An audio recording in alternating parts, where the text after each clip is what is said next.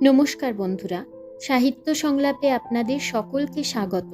আমি সুদেষ্ণা আপনাদের ধারাবাহিকভাবে শোনাচ্ছি সুনীল গঙ্গোপাধ্যায়ের লেখা বর্ণাঢ্য কালজয়ী উপন্যাস সেই সময়।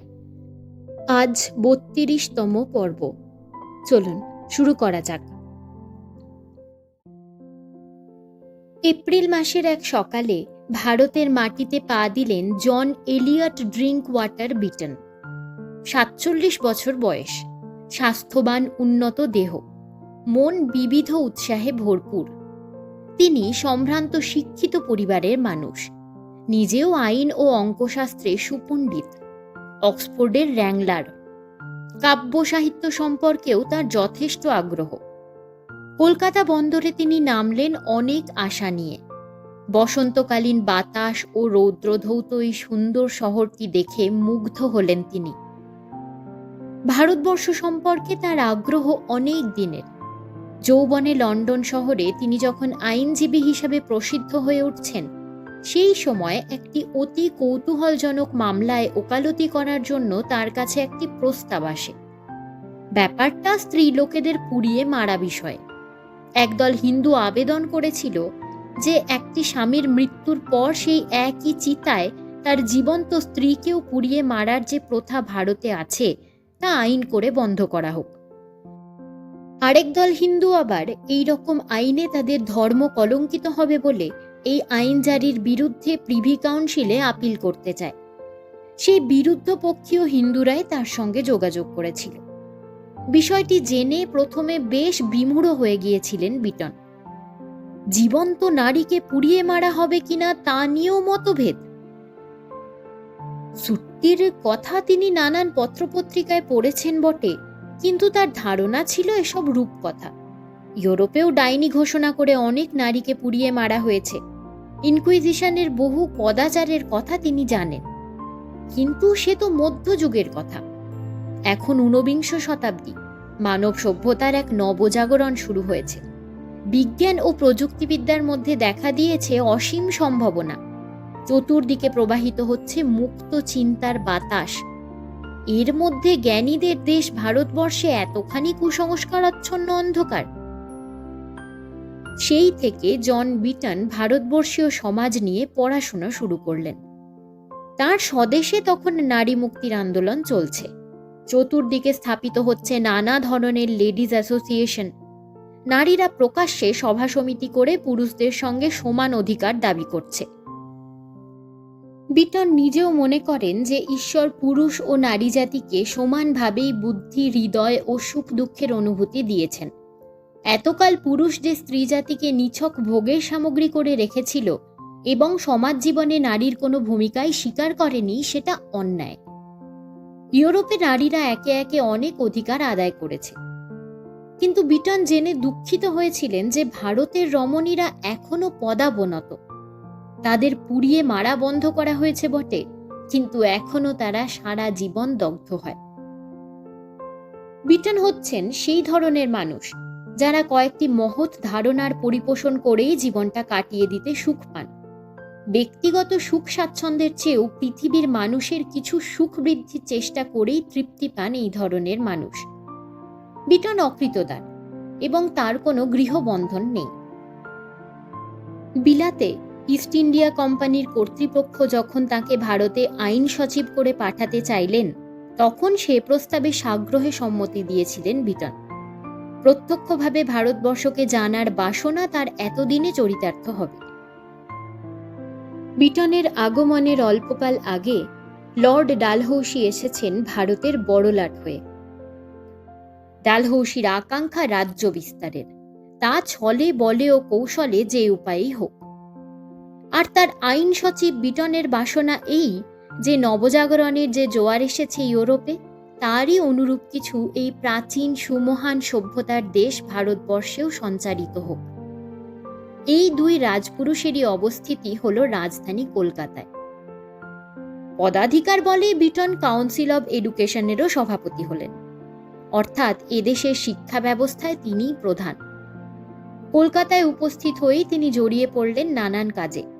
তিনি দেখলেন কলকাতায় সংস্কৃত কলেজ ও মাদ্রাসা রয়েছে, পৃথকভাবে হিন্দু ও মুসলমান ছাত্রদের শিক্ষার জন্য। আর যেটা সবচেয়ে উজ্জ্বল প্রতিষ্ঠান, যেখান থেকে ছাত্ররা পায় পাশ্চাত্য জ্ঞানের আলোক, সেই হিন্দু কলেজে শুধু হিন্দু ছাড়া আর কারুর প্রবেশ অধিকার নেই।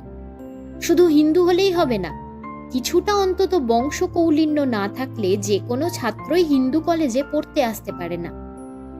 এই অদ্ভুত ব্যবস্থা দেখে তার খটকা লাগলো। তাছাড়া তিনি দেখলেন পুরো শিক্ষা ব্যবস্থাটাই অস্বাভাবিক। সংস্কৃত কলেজে শেখানো হয় সংস্কৃত, মাদ্রাসায় আরবি ফার্সি, আর হিন্দু কলেজে ইংরেজি। বাংলাদেশে বাঙালি ছাত্ররা কেউ বাংলা ভাষার মাধ্যমে লেখাপড়া শেখে না। বিটন ভাবলেন, ইংল্যান্ডের ইংরেজ যুবকরা শুধু গ্রিক ল্যাটিনের মাধ্যমে পড়াশোনা করছে, ইংরেজি শিখছে না। এ কি কল্পনা করা যায়? কিছু কিছু দেশীয় লোকেদের সঙ্গে কথা বলে তিনি দেখলেন তারা হিন্দু কলেজের ব্যাপারে খুব গর্বিত। ভারতবর্ষের শ্রেষ্ঠ শহর এই কলকাতায় এমন একটি শিক্ষা প্রতিষ্ঠান আছে যেখানে নেটিভ বালকেরা গড়গড় করে ইংরেজি বলতে শেখে, শেক্সপিয়ারের কাব্য মুখস্থ রাখে এবং গৃহদেবতার উপাসনার সময়ও হোমারের কাব্য থেকে পাঠ করে। এরা বাংলা ভাষা একেবারেই শেখে না এবং ইংরেজি কৃতিত্বের জন্য গর্ববোধ করে। বিটনের মনে হলো হিন্দু কলেজ যেন কোনো শিক্ষা প্রতিষ্ঠানই নয়, এ তো একটি ভৃত্য বানাবার কারখানা। সাম্রাজ্য বাড়ছে, সরকারি কাজকর্মও বাড়ছে, অল্প বেতনে ইংরেজ কর্মচারী পাওয়া দুষ্কর। তাই হিন্দু কলেজের পাশ করা ছাত্রদের মধ্য থেকেই এখন সরকারের নিম্ন বিভাগীয় কর্মচারী পাওয়া যাচ্ছে যথেষ্ট। কতকগুলি ভৃত্য উৎপাদনের জন্য শেক্সপিয়ার, হোমার পঠন পাঠনের প্রয়োজন কি? এইসব ব্যাপার দেখে বিটন ক্ষুব্ধ হলেন। তিনি শিক্ষা সমাজের সভাপতি, তার কাজ শিক্ষা বিস্তার, ভৃত্য উৎপাদন তো নয়। শিক্ষা মানে তো আত্ম উপলব্ধি। যে ছাত্ররা মাতৃভাষা, নিজের সংস্কৃতি ও দেশীয় ঐতিহ্য সম্পর্কে কিছুই জানল না, তাদের আবার শিক্ষা হলো কি? বিটন জানেন, ইংল্যান্ডে শিক্ষা ব্যবস্থার মূল কথাই হলো ছাত্রদের মধ্যে নিজের জাতি ও নিজের সংস্কৃতি সম্পর্কে একটা অন্ধ ভালোবাসা জাগিয়ে তোলা। আর ভারতবর্ষের ব্যবস্থা ঠিক বিপরীত। এখানকার ছাত্ররা শিখছে নিজস্ব সংস্কৃতি ও ঐতিহ্যকে ঘৃণা করতে এবং অন্ধভাবে অনুকরণ করছে বিদেশি সংস্কৃতি ও ভাষার। এরকম ব্যবস্থায় এদের মধ্যে থেকে দৈবাৎ দু একজন চিন্তাশীল মানুষ বেরিয়ে আসতে পারে, কিন্তু বেশিরভাগই তো দাস মনোভাব সম্পন্নই থেকে যাবে। অন্যান্য রাজকর্মচারীদের সঙ্গে কথা বলে বিটন বুঝতে পারলেন এই রকম শিক্ষা ব্যবস্থার মাধ্যমে প্রভুভক্ত দাস সৃষ্টি করাই ব্রিটিশ নীতি। তারা এদেশে শাসন করতে এসেছে, এদেশের মানুষের আত্মিক উন্নতি ঘটানোর দায়িত্ব তাদের নয়। হিন্দু কলেজে শুধু হিন্দু ছাত্র ভর্তি করাই অভিপ্রেত। মুসলমানদের এখন ইংরেজি শিক্ষা দেওয়া উচিত হবে না। মুসলমানরা ঘুমন্ত সিংহ, ওদের এখন না জাগানোই ভালো। ইংল্যান্ডে থেকে বিটন এসব কিছুই বুঝতে পারেননি। ইংল্যান্ডে জনসাধারণের ধারণা অধঃপতিত ভারতীয়দের উদ্ধার কার্যেই ব্রিটিশ জাতি সেখানে নিযুক্ত। ইস্ট ইন্ডিয়া কোম্পানি ভারতে এসেছিল বাণিজ্য করতে, তবু ভারতবর্ষ শাসন করার গুরুদায়িত্বও তাদের নিতে হয়েছে বাধ্য হয়ে। কারণ ভারতীয়রা রাজ্য শাসনের রীতিনীতি সব ভুলে গেছে।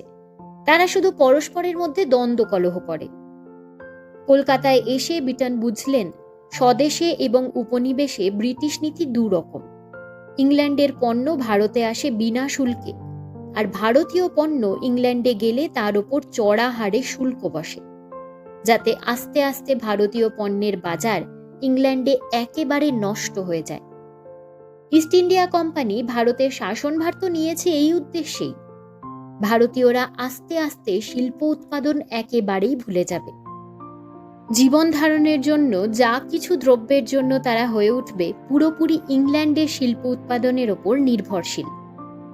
বিটন অবাক হয়ে ভাবলেন, দেশীয় ব্যক্তিদের মধ্যে যারা নিজেদের শিক্ষিত ভেবে আত্মাভিমান দেখান, তারাও এই তিক্ত সত্যগুলি বুঝতে পারছেন না কেন? নিজেই এই প্রশ্নের উত্তর পেয়ে গেলেন। এরা বুঝতে পারছেন না তার কারণ এরাও যথার্থ শিক্ষিত নন, এদের কোনো আত্ম উপলব্ধি হয়নি।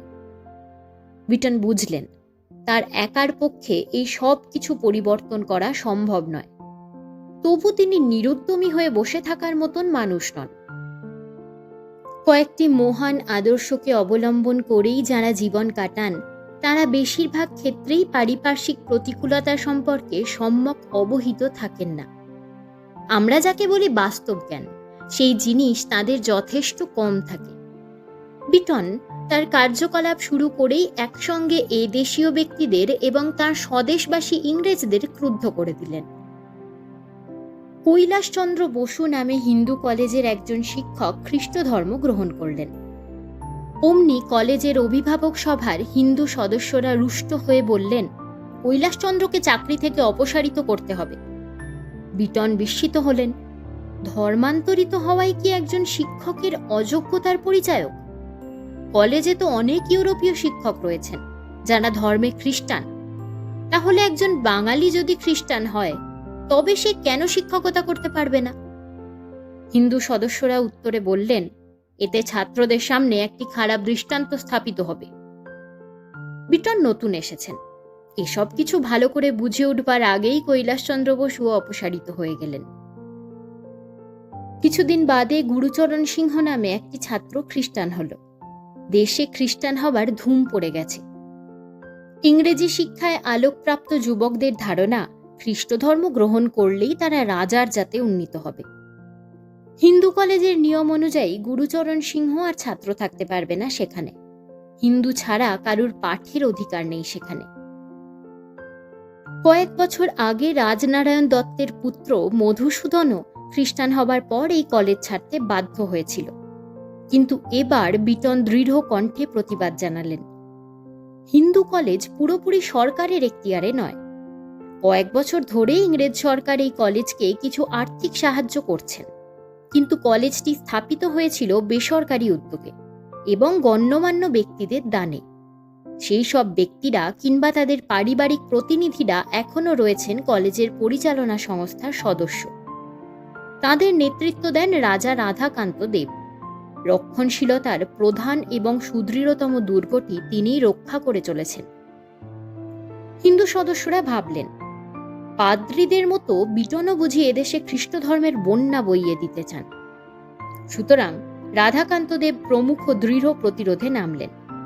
যদিও বিটন ধর্ম বিষয়ে খুব উৎসাহী নন, অখ্রিস্টান মাত্রই নরকে পতিত হবে এমন বিশ্বাস তার নেই। ধর্ম গ্রহণ বা বর্জনকে তিনি মানুষের ব্যক্তিগত রুচি হিসাবেই গ্রহণ করেন। শুধু হিন্দুরাই ছাত্র হবার অধিকারী, হিন্দু কলেজের মূল এই নিয়মটিকেই তিনি বর্জন করতে চান। তিনি প্রতিপক্ষের সামনে দৃষ্টান্ত তুলে ধরলেন। হুগলির কলেজ কিংবা প্রিন্স গোলাম মোহাম্মদ প্রতিষ্ঠিত রসাপাগলা গ্রামের ইংরেজি স্কুলে তো খ্রিস্টান, মুসলমান ও হিন্দু ছাত্ররা একসঙ্গে পাঠ নেয়। সেসব স্থলে তো কোনো বৈষম্য নেই। মুসলমান খ্রিস্টানরা হিন্দুদের সঙ্গে একযোগে শিক্ষাভ্যাস করতে অনাগ্রহী নয়, শুধু হিন্দুরাই কেন দূরে সরে থাকবে? এই তর্ক মাঝপথে রইল। গুরুচরণ সিংহ নামের ছাত্রটি নিজে থেকেই কলেজ ছেড়ে চলে যাওয়ায় তখনই কোনো সিদ্ধান্ত নিতে হলো না। কিন্তু রাধাকান্ত দেবের দল বিটনের ওপর চটে রইলেন। বিটন এরপর চটিয়ে দিলেন ছাত্রদের। ইংরেজি সাহিত্য ও ইতিহাসের অতি জনপ্রিয় অধ্যাপক ক্যাপ্টেন রিচার্ডসন অন্যান্য কয়েক জায়গা ঘুরে সম্প্রতি হিন্দু কলেজেরই অধ্যক্ষ হয়েছেন। ক্যাপ্টেন সাহেব শিক্ষক হিসাবে অতি সুযোগ্য, তাতে কোনো সন্দেহ নেই। কিন্তু তার নারী ঘটিত দুর্বলতার কথা নিয়ে কানাকানি চলছিল সর্বত্র। তাছাড়া যথাসময়ে কলেজে আসাও তার ঠিক ধাতে পোষায় না। একদিন কলেজ শুরু হবার অনেক পরে তিনি ঈষৎ স্খলিত পদে কলেজে আসেন। তখনও তার চক্ষুদয় রক্তিমাভ। এই অসংযমী ও সময়জ্ঞানহীন অধ্যক্ষকে বিটন সুনজরে দেখলেন না। ছাত্রদের কাছে এরকম অধ্যক্ষ আদর্শ স্থানীয় হওয়া উচিত নয়। তিনি রিচার্ডসনের কাছে কৈফিয়ত চাইলেন। অহংকারী রিচার্ডসন তৎক্ষণাৎ দিয়ে দিলেন পদত্যাগপত্র, এবং বিটন তা গ্রহণ করতে দ্বিধা করলেন না একটুও। এর ফলে ছাত্রমহলে শোরগোল পড়ে গেল। অভিভাবকরাও সভা ডেকে বিটনের সিদ্ধান্তের প্রতিবাদ করলেন। ছাত্ররা ঠিক করল বিশাল আকারে সম্বর্ধনা দেবে তাদের প্রিয় অধ্যাপককে। বিটন তার ওপর নিষেধাজ্ঞা জারি করে জানালেন, যে কোনো বিদায়ী সরকারি কর্মচারীকেও সম্বর্ধনা জানানো আইন বিরুদ্ধ।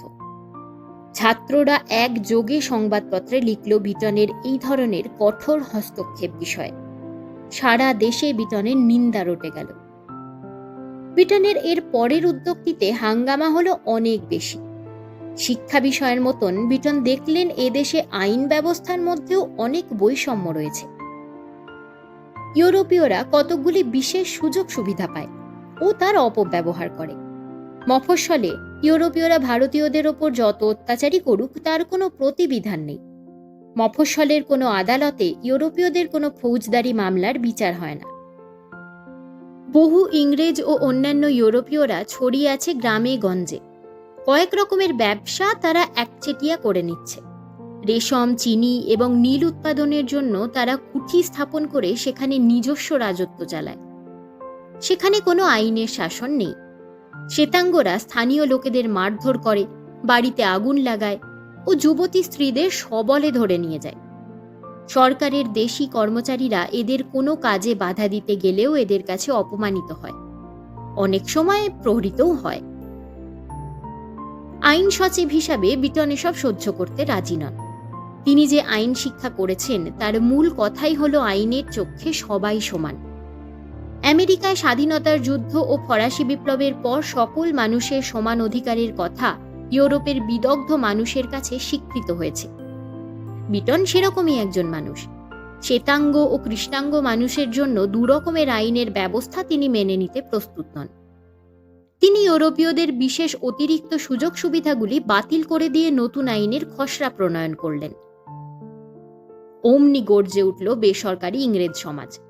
এইসব ইংরেজদের হাতে বেশ কয়েকটি পত্রপত্রিকাও রয়েছে। সেই সব কাগজে উঠল প্রতিবাদের ঝড়।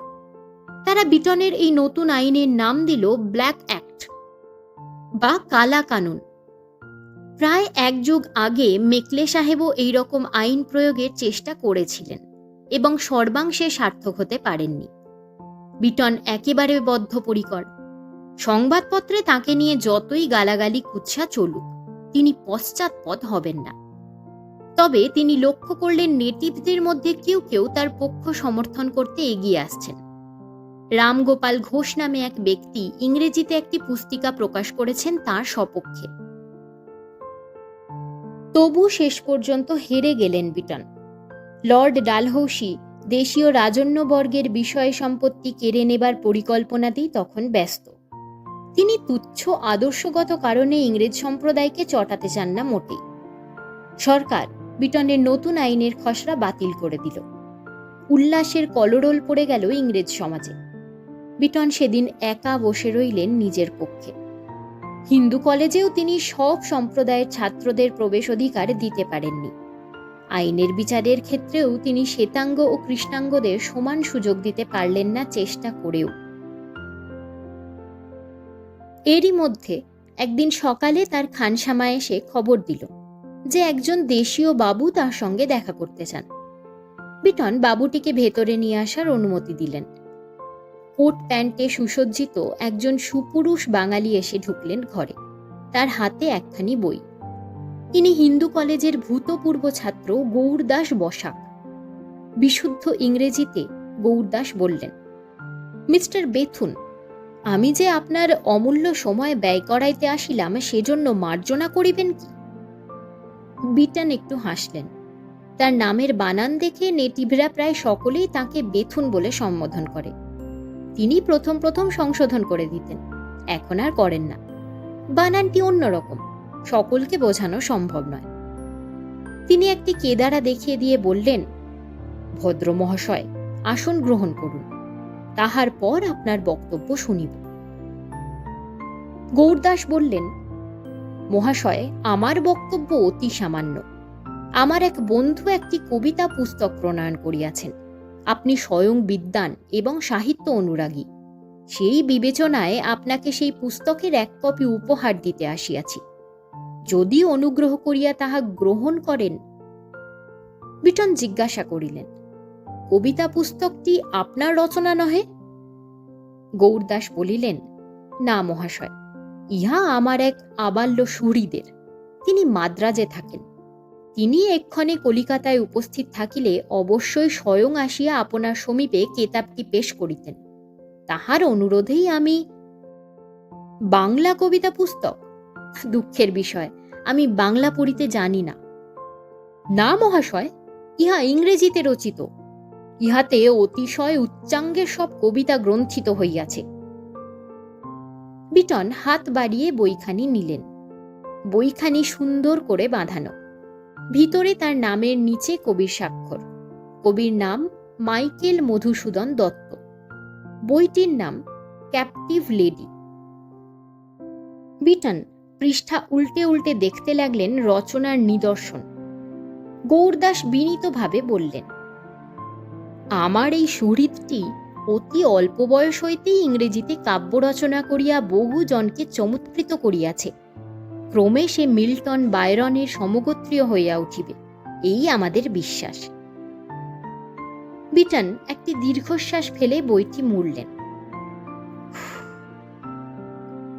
তারপর জিজ্ঞেস করলেন, আপনার বান্ধবটি বাংলাভাষী হইয়াও বাংলাতে কাব্য রচনা না করিয়া ইংরেজিতে কাব্য রচিলেন কেন? কোনো কবি মাতৃভাষা ছাড়িয়া অপর ভাষা অবলম্বনে কাব্য রচনা করে এমন তো কখনো শুনি নাই। গৌরদাস বললেন, মহাশয়, এই কবি মাইকেল MS ডাট ইংরেজদের মতনই ইংরেজি ভাষায় দক্ষ। বহু ইংরেজি একথা স্বীকার পাইয়াছেন। আমিও না হয় তাহা স্বীকার করিলাম। অনেক ইংরেজও অত্যুত্তম ফরাসি ভাষা জানে, কিন্তু তাহারা ফরাসি ভাষাতে কবিতা রচনা করে না। বাংলা ভাষীদের পক্ষে বাংলাতে কিছু রচনা করতে বাধা কোথায়? মহাশয়, বাংলা ভাষা সাহিত্য রচনার উপযোগী নয়। ইহা অতি কদর্য ও ইতর লোকের ব্যবহার্য। এই ভাষার দ্বারা কোনো মহৎ ভাব প্রকাশ সম্ভব না। আমার সুহৃদটিকে আমি নিজেও কয়েকবার বাংলায় কিছু রচিবার জন্য অনুরোধ করিয়াছি, কিন্তু সে বাংলা সম্পর্কে এইরূপ মত প্রকাশ করে। বিটন ভ্রু কুঞ্চিত করলেন। তিনি আগেও লক্ষ্য করেছেন, বাঙালিরাই বেশি বাংলা ভাষার নিন্দা করে। বাংলা ভাষা যদি উচ্চাঙ্গের নাও হয়, তবু সেজন্য বাঙালিদের কোনো দুঃখ বোধ নেই। এটা একটা আশ্চর্যের ব্যাপার নয়? তার মনে পড়ল, কিছুদিন আগে তিনি কৃষ্ণনগর কলেজে পুরস্কার বিতরণী সভায় সভাপতিত্ব করতে গিয়েছিলেন। সেখানে তিনি দেখেছিলেন কৃতী ছাত্ররা তার মনোরঞ্জনের জন্য নানান ইংরেজি কবিতা পাঠ করে শোনাল। বিটন তখন মঞ্চে উপবিষ্ট কয়েকজন স্থানীয় গণ্যমান্য ব্যক্তিকে প্রশ্ন করেছিলেন, ভদ্রমহোদয়গণ, ইহারা কি কেহ বাংলা কবিতা জানে না? ইংল্যান্ডের কোনো সভায় একটিও ইংরেজি পদ্য পাঠ করা হইল না, ইহা অকল্পনীয়। আপনাদের বাংলাদেশের সভায় ইহা কি করিয়া সম্ভব হয়? সেই ভদ্রমণ্ডলীও তখন এক বাক্যে বলেছিলেন, মহাশয়, ইহারা বাংলা শিখিবে কি? বাংলাতে শিখিবার কোনো বস্তু নাই। বাংলাতে যা রচিত হয় তা সবই কুরুচিপূর্ণ। বিটন একটু রেগে গিয়ে বলেছিলেন, 500 বৎসর আগে আমাদের ইংল্যান্ডেও ইংরেজি ভাষা খুবই অমার্জিত ও বর্বর ছিল। তাহা বলিয়া কি আমরা পরভাষা গ্রহণ করিয়াছি? আপনাদের মতন ব্যক্তিরা উদ্যোগ করিলে তবেই না বাংলা ভাষার উন্নতি বিধান ঘটিবে। বাংলাতে যদি মহৎ ভাবের গ্রন্থ নাই, তবে বিভিন্ন ইউরোপীয় ভাষা হইতে উত্তম উত্তম রচনাদি বাংলায় অনুবাদ করাইতেছেন না কেন? বাংলা ভাষায় সেসব অনুবাদ করিয়া ছাত্রদের রুচি উন্নত হইবে, তৎপরে তাহারা উচ্চমানের রচনা বাংলাতে লিখিতে শিখিবে। গৌরদাসের মুখের ওপর সরাসরি দৃষ্টি স্থাপন করে বিটন বললেন, মহাশয়, আমি যতটুকু বুঝি তাহাতে বলিতে পারি যে একজন উচ্চাভিলাষী প্রতিভাবান তরুণের পক্ষে এমন সুবর্ণ সুযোগ তো আর হয় না। বাংলা ভাষা যদি এখনো অপরিণতই থাকে, তবে কাহার না লোভ হইবে সেই ভাষাকে পরিমার্জনা করিয়া দেশের মানুষের কাছে প্রথম মহৎ কোনো রচনা উপহার দেওয়ার? যে ভাষায় বহু সংখ্যক লেখক অনেক উত্তম গ্রন্থ রচনা করিয়াছেন, সে ভাষায় খ্যাতি অর্জন করা সুকঠিন। কিন্তু যে ভূমি আজও অকর্ষিত, সেখানে তো অতি সহজেই সোনার ফসল ফলানো যাইতে পারে। গৌরদাস বসাকের এসব কথাগুলি তেমন পছন্দ হল না।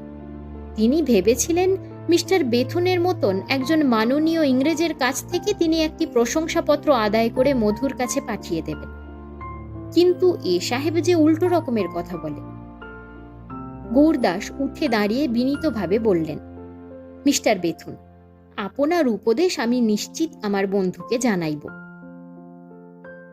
গৌরদাস চলে যাবার পর বিটন আবার দেখতে লাগলেন বইখানি।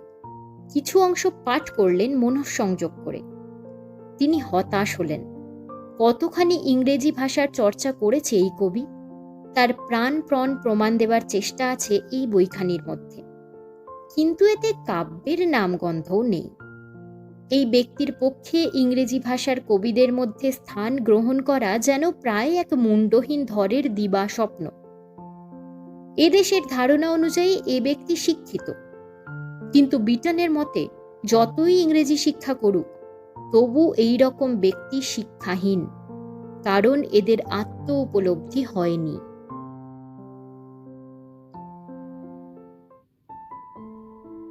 এতক্ষণ শুনছিলেন সুনীল গঙ্গোপাধ্যায়ের লেখা বর্ণাঢ্য কালজয়ী উপন্যাস সেই সময় ৩২তম পর্ব।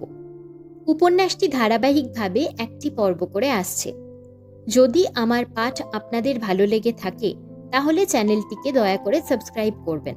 ও হ্যাঁ, অবশ্যই ভিডিওটিকে লাইক ও শেয়ার করে দেবেন। আর সাবস্ক্রাইব করার সময় বেল বাটনটি প্রেস করতে ভুলবেন না কিন্তু, যাতে নতুন ভিডিওর নোটিফিকেশন সবার আগে পৌঁছে যায় আপনাদের কাছে। আমি সুদেষ্ণা, আমার এই সাহিত্য সংলাপ ইউটিউব চ্যানেলে আমি পাঠ করে থাকি বাংলার বিখ্যাত লেখক লেখিকার সব গল্প ও উপন্যাস। অবশ্যই চ্যানেলটি সাবস্ক্রাইব করে পাশে থাকুন সেই সব কালজয়ী রচনার রসাস্বাদন করতে। আমি সবসময় চেষ্টা করি আপনাদের নতুন নতুন কিছু উপহার দেবার। অবশ্যই কমেন্ট সেকশনে সকলের মতামত জানাবেন। আপনাদের মতামত ভীষণ মূল্যবান। আমার আরও একটি চ্যানেল আছে, নাম অনুভূতির অবকাশে। সেখানে আমি পাঠ করে থাকি আমার খুচরো খুচরো অনুভূতির কথা, দৈনন্দিন জীবনের কথা, ছোট ছোট গল্প, কবিতা, ভালোবাসা, ভালো লাগা, সূক্ষ্ম কিছু অনুভবের কথা। যদি আপনাদের সেরকম পাঠ শুনতে ভালো লাগে তাহলে একবার চ্যানেলটি ঘুরে দেখতে পারেন। ভালো লাগলে সেখানেও ভিডিওগুলিকে লাইক শেয়ার করবেন, চ্যানেলটি সাবস্ক্রাইব করে পাশে থাকবেন। সেখানেও কমেন্ট বক্সে সকলের মূল্যবান মতামত জানাবেন। আপনাদের মতামত আমার কাছে ভীষণ মূল্যবান। ভালো থাকবেন, সুস্থ থাকবেন। ধন্যবাদ।